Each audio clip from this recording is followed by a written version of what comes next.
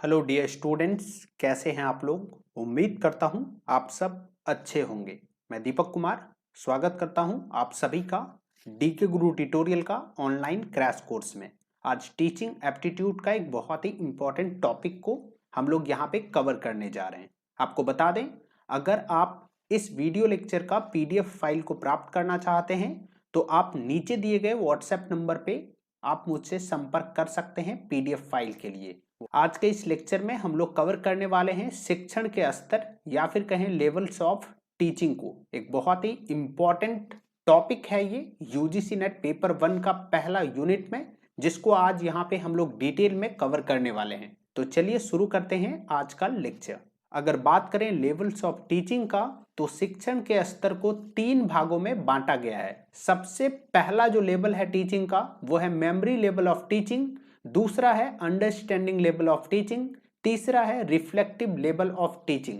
Basically memory level of teaching को हिंदी में कहते हैं शिक्षण का स्मृति स्तर, वहीं अंडरस्टैंडिंग लेवल ऑफ टीचिंग को कहते हैं शिक्षण का समझ स्तर, और वहीं रिफ्लेक्टिव लेवल ऑफ टीचिंग को कहते हैं शिक्षण के चिंतनशील स्तर। ये आप जान लीजिए कि मेमोरी लेवल ऑफ टीचिंग को लेस्ट थॉटफुल कहा जाता है, यानी कि यहाँ पे सोच विचार बहुत ही कम किया जाता है। वहीं अगर बात करें अंडरस्टैंडिंग लेवल ऑफ टीचिंग का, तो इसे थॉटफुल माना जाता है, यानी कि यहाँ पे थोड़ा बहुत समझ का स्तर डेवलप हो चुका होता है स्टूडेंट में। वहीं अगर जिसकी बात करें रिफ्लेक्टिव लेवल ऑफ टीचिंग का, तो ये मोस्ट थॉटफुल होता है, यानी कि यहाँ पे समझने के साथ साथ उस विषय वस्तु पे स्टूडेंट चिंतनशील करना आरंभ कर देता है। तो चलिए डिटेल में बात करते हैं एक एक कर तीनों लेवल ऑफ टीचिंग के बारे में। सबसे पहला जो लेवल ऑफ टीचिंग है वो है मेमोरी लेवल टीचिंग, यानी कि एमएलटी, जिसको हम लोग कहते हैं शिक्षण का स्मृति स्तर। इसको किसने डेवलप किया था? तो इसे डेवलप किया था हर्बर्ट ने। जी हाँ, ये वो व्यक्ति थे जिसने पहली बार बताया था कि मेमोरी लेवल टीचिंग क्या होता है। वहीं अगर बात करें तो शिक्षण का ये सबसे पहला स्तर है, यानी कि बच्चा जब पढ़ना शुरू करता है तो उसे हम लोग कहते हैं मेमोरी लेवल ऑफ टीचिंग, यानी कि ये वो फर्स्ट स्टेज होता है टीचिंग का, जिसे हम लोग कहते हैं मेमोरी लेवल ऑफ टीचिंग। यहाँ पे इवेल्युएशन कैसे किया जाता है? तो यहाँ पे मौखिक के साथ साथ लिखित और ऐसे टाइप का टेस्ट लिया जाता है। यहाँ पे क्या किया जाता है कि याद कर लिया जाता है तथ्यों को, यानी कि फैक्ट्स को यहाँ पे रट लिया जाता है, समझा नहीं जाता है। यानी कि यहाँ पे स्टूडेंट फैक्ट्स को समझने के बजाय सीधे सीधे याद कर लेते हैं। अक्सर आप बच्चों को देखे होंगे कि अगर जबकि उसे APPLE Apple Apple mean save अगर कहा गया है तो वो इन चीजों को याद कर लेते हैं, बजाय ये जानने का कि ये एप्पल क्या है, कैसा होता है, क्यों होता है, कहां से आता है। ये सारे चीज बिना पूछे वो सीधे सीधे APPLE Apple Apple mean save रट लेते हैं। वो क्यों रट लेते हैं? क्योंकि वो उस वक्त मेमोरी लेवल ऑफ टीचिंग कर रहे होते हैं। तो अब बात करते हैं अंडरस्टैंडिंग लेवल ऑफ टीचिंग के बारे में, यानी कि शिक्षण का समझ स्तर के बारे में। इसको किसने विकसित किया था, किसने डेवलप किया था? तो इसको डेवलप किया था मॉरिसन ने। यहाँ पे बच्चे क्या करते हैं, फैक्ट्स को याद करने के साथ साथ समझ भी लेते हैं। यानी कि यहाँ पे फैक्ट्स को सिर्फ याद नहीं करते हैं, बल्कि उसे ये भी समझ लेते हैं कि ये क्या है, क्यों है। यानी कि अंडरस्टैंडिंग लेवल ऑफ टीचिंग में समझ का स्तर डेवलप हो चुका होता है स्टूडेंट में, और ये यहाँ पे समझने लगते हैं कि जो फैक्ट्स को हम याद कर रहे हैं वो क्या है। यहां पे विद्यार्थियों में क्या होता है कि तर्क शक्ति व्यवहार पनपता है, यानी कि यहां पे लॉजिकल बातें करना शुरू कर देता है, यानी कि बहुत ही ज्यादा अधिक आर्ग्यू करने लगता है, बहुत ही ज्यादा अधिक तर्क वितर्क करना शुरू कर देता है सामने वाले से। जो भी कुछ उसे फैक्ट्स बताया जाता है उसके बारे में वो तर्क वितर्क करना शुरू कर देते हैं। तीसरा और अंतिम लेवल ऑफ जो टीचिंग है वो है रिफ्लेक्टिव लेवल ऑफ टीचिंग, यानी कि शिक्षण का चिंतनशील स्तर। इसको किसने डेवलप किया था? तो इसे डेवलप किया था हंट ने। इसमें एमएलटी और यूएलटी को शामिल किया जाता है, यानी कि मेमोरी लेवल ऑफ टीचिंग और अंडरस्टैंडिंग लेवल ऑफ टीचिंग। इस दोनों टीचिंग को इसमें शामिल किया जाता है, यानी कि रिफ्लेक्टिव लेवल ऑफ टीचिंग में फैक्ट्स को याद करने के साथ साथ समझते भी हैं और साथ ही साथ अपना भी एक लॉजिक उसमें जोड़ लेते हैं अलग से। यहाँ पे समस्या निवारण शिक्षण विधि अपनाया जाता है, यानी कि जो भी समस्या है उसको निवारण करने के लिए RLT का उपयोग किया जाता है। कक्षा का वातावरण विद्यार्थियों के अनुकूल होता है और स्वतंत्र होता है जहां विद्यार्थी मुख्य होते हैं। आपको बता दें कि आरएलटी एक ऐसा लेवल ऑफ टीचिंग है जहां पे सर्वोपरि स्टूडेंट को माना जाता है, शिक्षक यहां पे सेकेंडरी रोल में होते हैं, क्योंकि यहां पे उसे फ्री छोड़ दिया जाता है तथ्यों के बारे में कुछ नया पता करने के लिए और उसके बारे में समझ विकसित करने के लिए। इसके अलावा अगर बात करें तो विद्यार्थी केंद्रित शिक्षण विधि अपनाया जाता है, जो मैंने अभी आपको बताया कि यहाँ पे स्टूडेंट सेंटर्ड मेथड अपनाया जाता है टीचिंग के लिए, जहाँ पे रीजनिंग, लॉजिकल और कल्पना ज़्यादा पाया जाता है। यानी कि यहाँ पे रीजनिंग, लॉजिकल, ये सारी चीज़ों का बात ज़्यादा किया जाता है। अब चलिए तीनों में हम लोग देखते हैं कंपैरिजन करके कि आखिरकार तीनों में क्या डिफरेंसेस है। इसका विकसित करने का श्रेय एमएलटी को किसको जाता है? तो हर्बर्ट को जाता है। वहीं शिक्षण का समझ स्तर कौन डेवलप किए थे? तो वो किए थे मॉरिसन ने। वहीं शिक्षण का चिंतनशील स्तर किसने डेवलप किया था? तो वो किए थे हंट ने।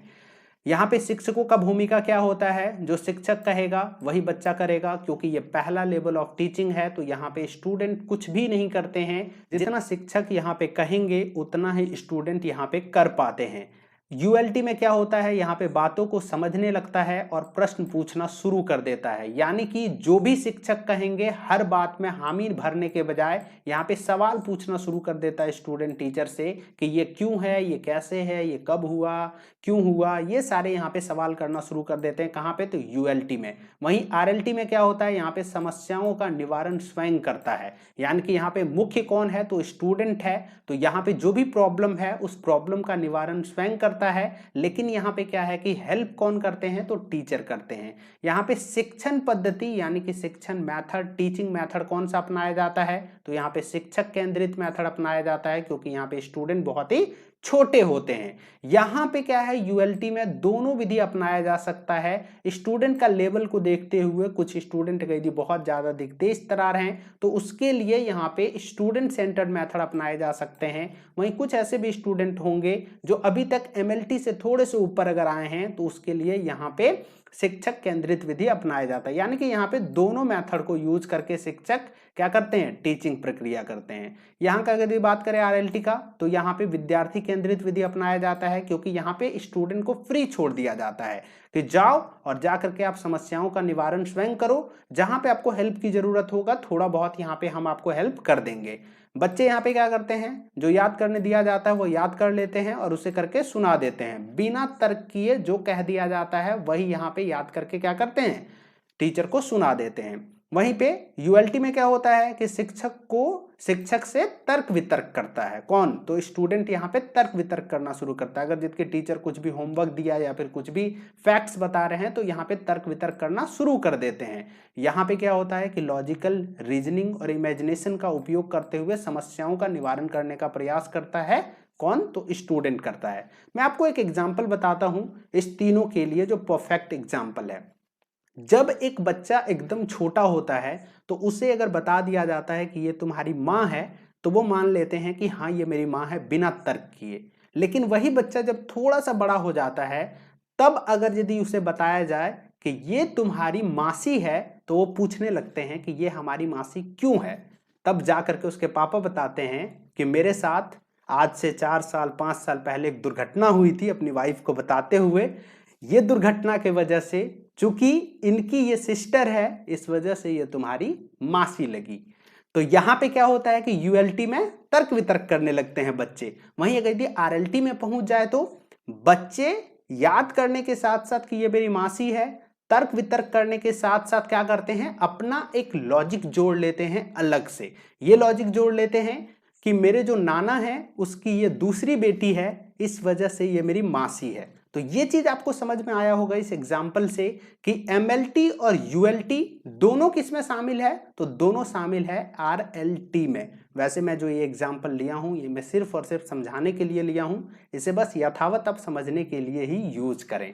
उम्मीद करता हूं कि आपको memory level of teaching, understanding level of teaching और रिफ्लेक्टिव लेवल ऑफ टीचिंग अच्छे से समझ आ गया होगा। अगर यदि कि आप इस वीडियो लेक्चर का पीडीएफ फाइल प्राप्त करना चाहते हैं तो आप ज्वाइन कर सकते हैं डीके गुरु ट्यूटोरियल का ऑनलाइन क्रैश कोर्स का बैच, जहां पे आपको मिलता है कंप्लीट 10 यूनिट का स्टडी मटेरियल का पीडीएफ फाइल, कंप्लीट 10 यूनिट का वीडियो लेक्चर्स, प्रीवियस ईयर का सॉल्व पेपर्स। ज्वाइन करने के लिए आपको क्या करना है, यहाँ पे मिनिमम सब्सक्रिप्शन फी आपको पे करना होगा। व्हाट्सएप ग्रुप में आपको ऐड किया जाएगा। ऐड होने के लिए आपको इस व्हाट्सएप नंबर पे मैसेज करना है कि मुझे भी ऐड कर लिया जाए ऑनलाइन क्रैश कोर्स में। जो व्हाट्सएप नंबर है 7277008865।